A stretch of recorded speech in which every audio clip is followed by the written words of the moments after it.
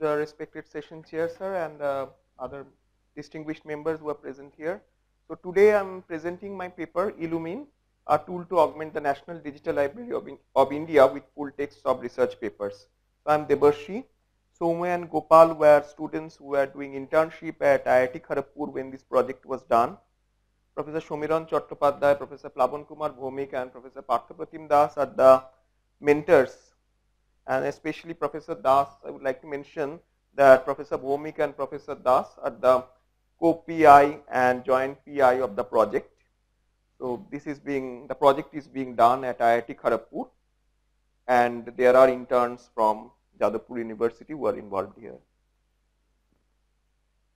Now, the National Digital Library of India is actually a repository of educational materials in different subjects like technology, science, humanities, and medicine, and it collects metadata from different libraries from across the world as well as from Indian universities and puts them in a common place. So it allows a Google-like search window through which you can search these libraries using keywords. It also has a browse facility with which you can browse the resources and filter the results based on the subject domain, learning resource type, and other different facets in which you may be interested. So in summary, the National Digital Library of India is envisioned as a 24/7 learning platform for all ages and for learners of all ages and disciplines. It is inclusive, meaning that there should be no boundaries for ages or disciplines, or even if you are differently enabled, if you are differently able, even then the library should be able to cater to you. Further, it is open, meaning that the metadata which is stored here can be downloaded by you easily without any restrictions, but we provide a source view, meaning we store only the metadata. For example, you are searching for a book, you get the metadata of the book visible. Once you click on it, you are taken to the library which actually stores that book. So if that library gives you permission to download or to access it without subscription or without payment, then you can do it freely. Otherwise, you have to pay to that library. NDLI does not charge any fees. It is open, it is free. So here we will focus on a specific aspect of this library, specifically the research papers which are present here. So it indexes papers from ACM, IEEE, Springer, and many other digital. But the problem with this is that these libraries do not allow the papers to be read without subscription. Okay, so to look at NDLI, if I just do a browse and restrict my source to ACM, then I see a lot of papers which are indexed in ACM, and they are accessible from NDLI also. Now, if you click on, say, the first paper, coverage time optimization for clustered wireless sensor networks, a power balancing approach, get to see something like this. This is the metadata in NDLI schema, but it is taken from ACM. It is then reordered and then modified to fit into the NDL schema. But if you click on that content button, that is here, if you click on it, then you will see ACM will show that unless you subscribe to it, you cannot download the paper. So our question is, can we design a tool with which we can allow you to access the paper freely? Okay. Now, so here we developed such a tool called Illumine, which allows you to download papers freely, even though they are subscribed. They would normally require a subscription. Okay, so it's developed as a Chrome extension which is freely available in GitHub. You can download and you can test it. You can just install it. Now, in terms of related work, there is a tool called Open Access button which does something similar. You just type in the URI or the DOI in that button, and it will show you if there is a open access version of the paper. Basically, what it does is it searches into the different preprint servers, institutional digital repositories. If you get something free, it will give you that. We basically use this service. We do not reinvent it. We use it in the context of NDLI. So this is an example here. This ACM paper is not free. If you look into it, if I just try to search this paper in NDLI, what I get to see is that this is the paper, and here is a get this article link. Okay, this one, get this article. So if you click on it, you will be asked to pay what you can download. But if we install our tool, then it will turn, and if it turns green, it is normally black, that means there is an open access copy somewhere in the web. And if you click on this, then you get to see the PDF on the next tab. Okay.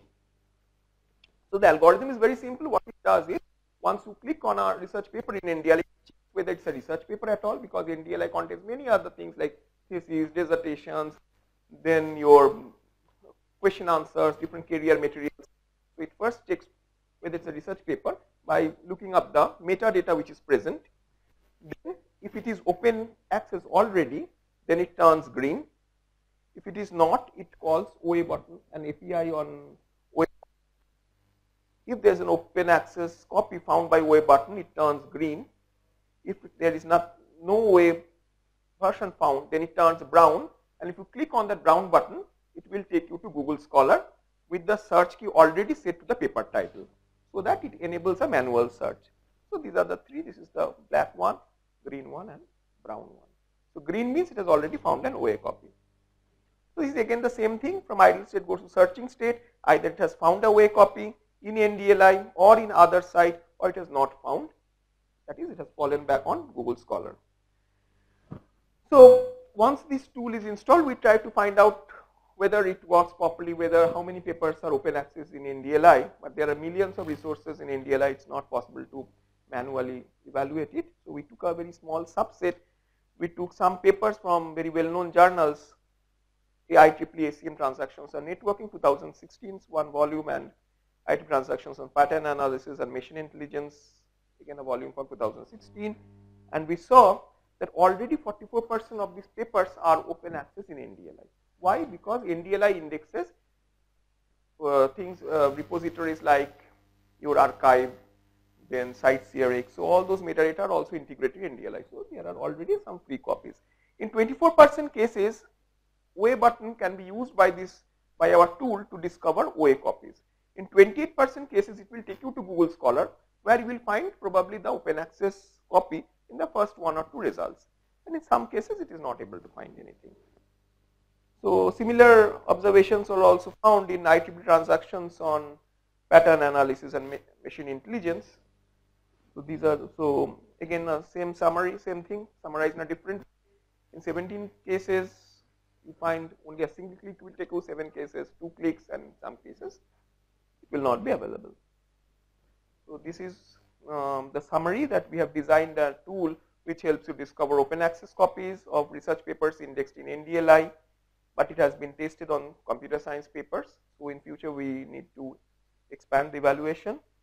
Further, after this work was done, we also worked on another tool which is very interesting. This tool is called Surrogator. What it does is, in the cases where no open access copy is found, it might happen that you have a paper which is P1, but you have also written a conference paper whose copy is available on some preprint server. The two papers are different, but they are on a very related problem, and someone who doesn't get to see the journal paper might be benefited even partly by using a conference paper, and if he is interested, he might go for buying the journal paper. So we call those papers which are solving a related but not exactly the same problem as surrogates.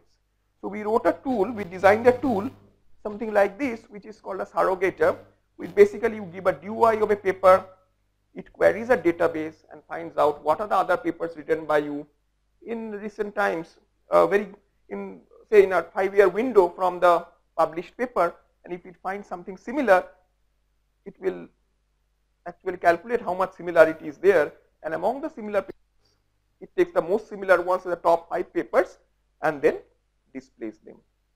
So from the top 5 papers, it is likely that you will find something quite suited to your purpose. So this was later published. This paper 3. You might like to explore it. This is the first part of our work, and this is the second part of our work. Okay. Now, any questions on this?